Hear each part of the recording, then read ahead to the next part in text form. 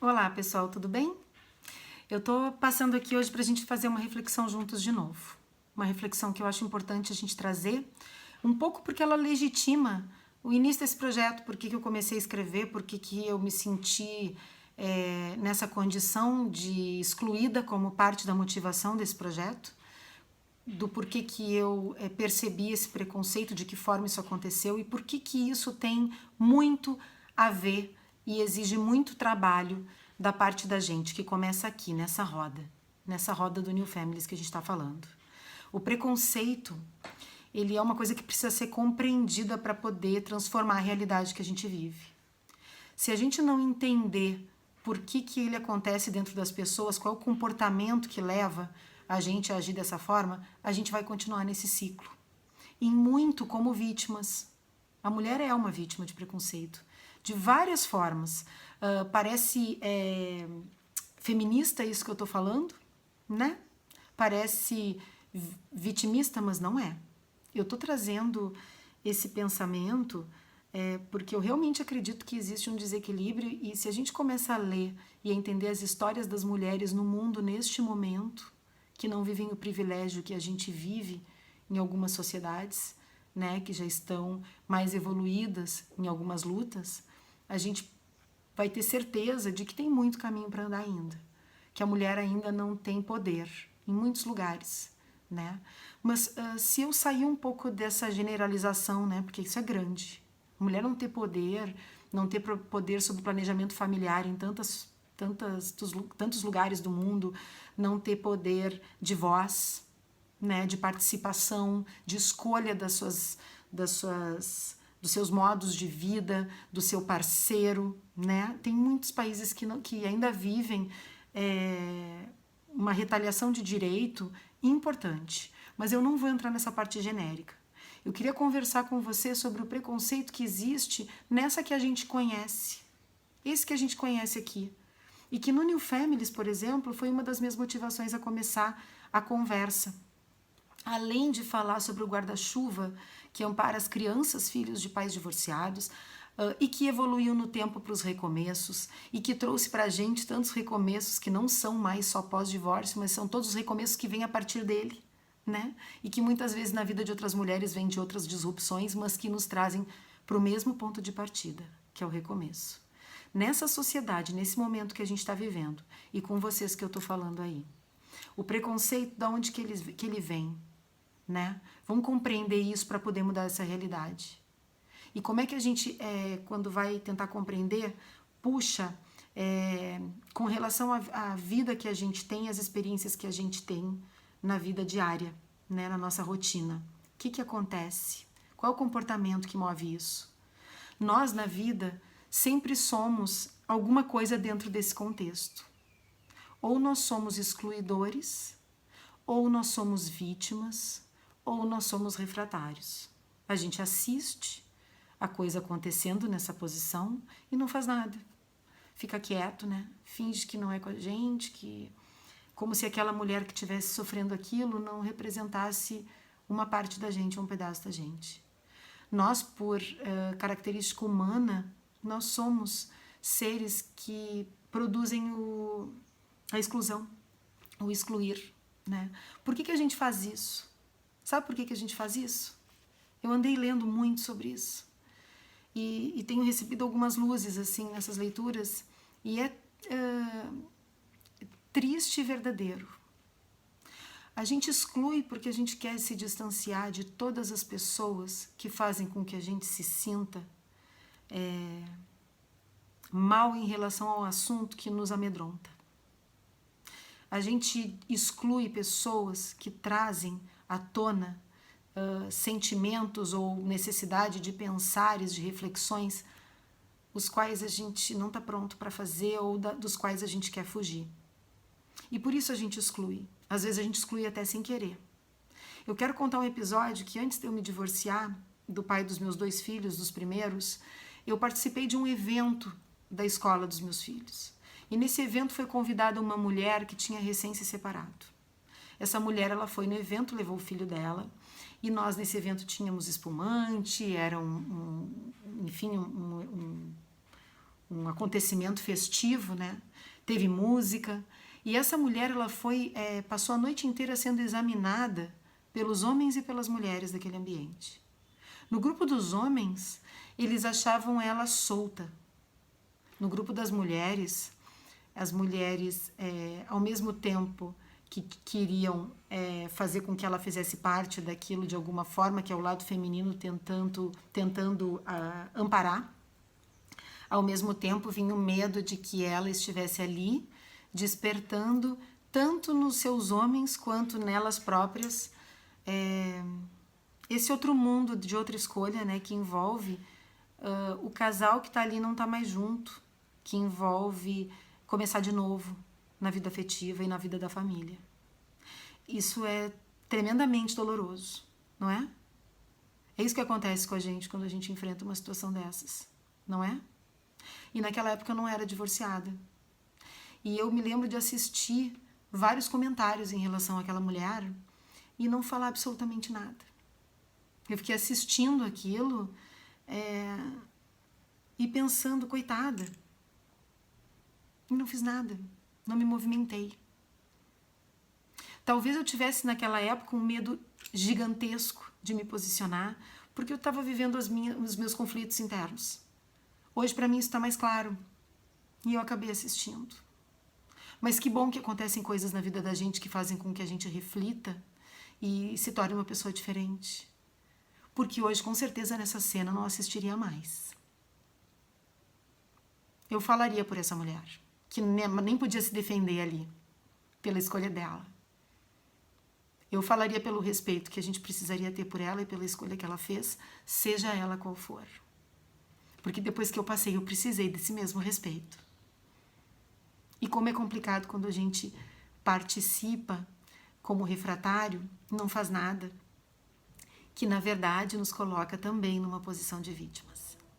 Que de alguma forma está se sentindo abatida por aquela colocação, por aquela vivência, por aquela cena que promove tanta coisa dentro da gente.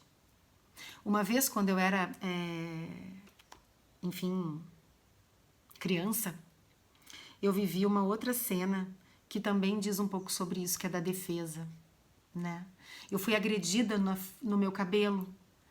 Como eu já comentei em vários textos, eu tinha uma aparência diferente. Eu era uma menina que, enquanto todas tinham cabelões no colégio, eu tinha o cabelo curto e meu cabelo era crespo. E um menino chamou meu cabelo de cotonete. E eu me senti profundamente ofendida e eu devolvi para ele com exclusão e disse para ele que pelo menos eu não era filha de uma camelô, que era a profissão da mãe dele. Eu estou contando isso para vocês depois de muitos anos. Isso eu era uma menina, uma mocinha, devia estar no 4º ano. E eu estou contando isso para vocês porque isso é uma coisa que me revisitou a vida inteira. Tamanha crueldade do que a gente é capaz de fazer e falar. Mas eu estou trazendo porque a gente vai ficando melhor nisso quando a gente fica adulto, né? Eu me emociono porque eu estou lendo muitas coisas a respeito disso. E a gente vai ficando melhor no ato de excluir, no ato de bulinar. O bullying que a gente assiste lá no colégio, que a gente vê as crianças fazendo, é um ato sobre o qual a gente fica profissional quando a gente cresce. E é importante a gente compreender o que acontece com a gente, o que está acontecendo com o outro, para poder entender o processo do bullying, do comportamento e mudar isso. E receber as pessoas de forma diferente. A respeitar as escolhas das pessoas e onde essas pessoas estão, no lugar que elas estão, por tantas coisas que fazem parte da história delas e que não nos dizem respeito ou mesmo a gente não conhece.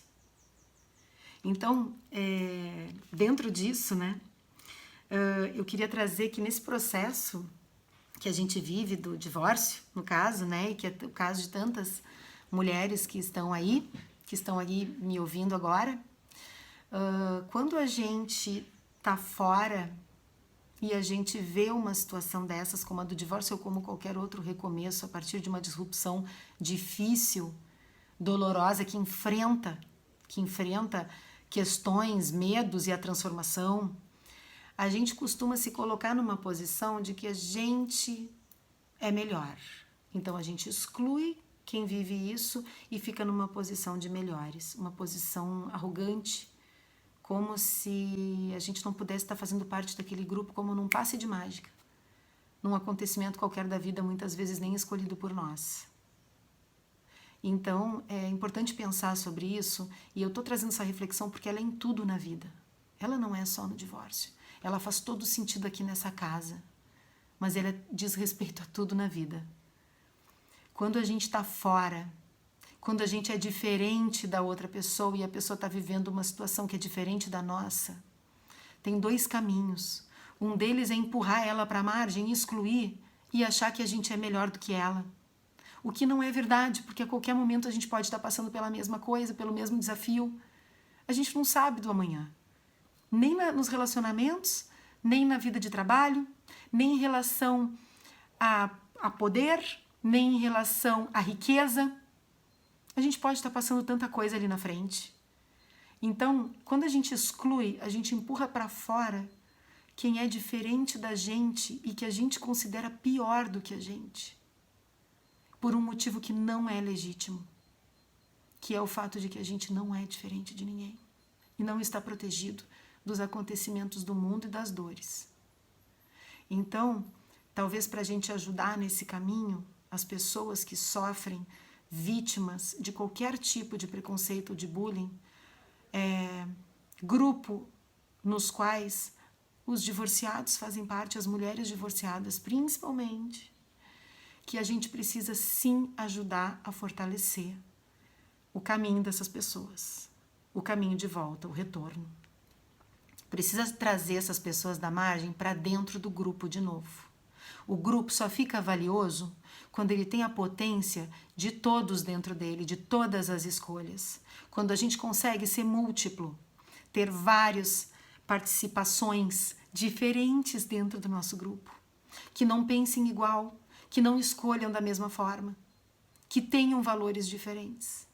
Um grupo, uma sociedade que é justa e que é evoluída, que está no caminho de andar para frente e para cima, ela precisa ter a composição de todo mundo ali dentro, de todo mundo que faz parte dela, do diferente também, do mais pobre também, do que tem uma opção sexual diferente também, dos mais velhos também, das divorciadas também, das novas famílias, dos filhos das novas famílias também. Porque assim se faz uma sociedade na qual a gente pode escolher e mudar e transformar como a gente precisar e quiser, sem medo de ser diferente, sem padrões. Ou então a gente vai criar um padrão só e tudo que for longe desse padrão vai para a margem. Sofre, vive na miséria e na pobreza de espírito, de afeto, muitas vezes de riqueza mesmo, de dinheiro, porque isso tudo acaba virando uma coisa só e fica todo mundo no mesmo saco. E a gente vive crescendo numa sociedade formada de um padrão que não ensina, não evolui, não promove transformação, melhoria e não promove que a gente aceite quem a gente é dentro desse grupo de verdade. Logo nós, que somos todos diferentes uns dos outros. Então, fica aqui o meu convite, que não é só para me ajudar aqui a trazer as pessoas da margem para dentro, para que se sintam parte, pertencentes desse grupo de seres humanos que somos todos, que não tem ninguém diferente de ninguém, ninguém melhor do que ninguém. Diferentes, sim, não melhores ou piores. Diferentes, sim, nas escolhas, nos formatos, mas não melhores e piores. Só que além de trazer para a margem, trazer da margem para dentro, eu quero convidar vocês para uma reflexão um pouquinho maior. Vamos pensar por que a gente exclui e tentar excluir menos em todos os ambientes que a gente vive. Eu achei uma frase que faz muito sentido e que eu queria compartilhar com vocês, que diz o seguinte: a gente precisa, sim, ajudar os excluídos a resistir ao poder de pessoas que querem mantê-los do lado de fora. É o que a gente faz aqui no New Families. Mas também precisamos fazer o nosso trabalho interior e observar de que maneira a gente exclui. Não basta ajudar os excluídos a lutar para entrar. O verdadeiro triunfo virá quando não empurrarmos mais ninguém para fora. Bonito, né? Vamos pensar nisso. Eu me emociono porque, na qualidade de ser humano que sou, não gostaria de que a gente perpetuasse essa divisão. Excluidores, vítimas e refratários. São 3 posições muito pobres pra gente, como ser humano. E se a gente está aqui conversando, e se eu proponho reflexão no New Families, é só por um fato. Porque eu acredito que se a gente trouxer isso à tona, refletir juntos e fazer esse trabalho em conjunto, a gente consegue transformar realidades, sim. Fiquei pensando que hoje nós somos aqui no New Families 2.500 pessoas pensando sobre isso. Se cada um de nós passar para 4 pessoas essa proposta de pensar junto, nós seremos 10.000. Vocês podem imaginar 10.000? Parece pouco, né? Mas 10.000 são 10.000 pessoas falando umas para as outras e no meio onde vivem sobre assuntos como esse. Que a gente consiga se acolher mais, repensar quando a gente exclui, observar comportamentos e mudar a realidade da gente. Na África, quando eles vão implantar qualquer mudança na vida de aldeias de gente com muito pouca informação e conhecimento e que são muito suscetíveis a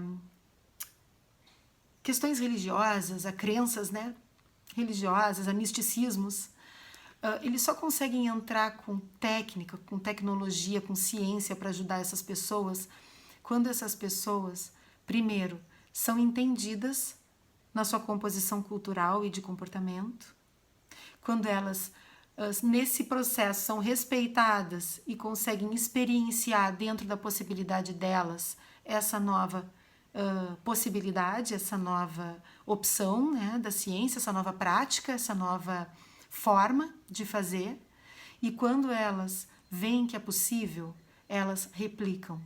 E elas conseguem replicar isso no meio de aldeias completamente lotadas de gente, e conseguem reduzir morte, conseguem reduzir sofrimento, conseguem reduzir dor, conseguem aumentar a participação.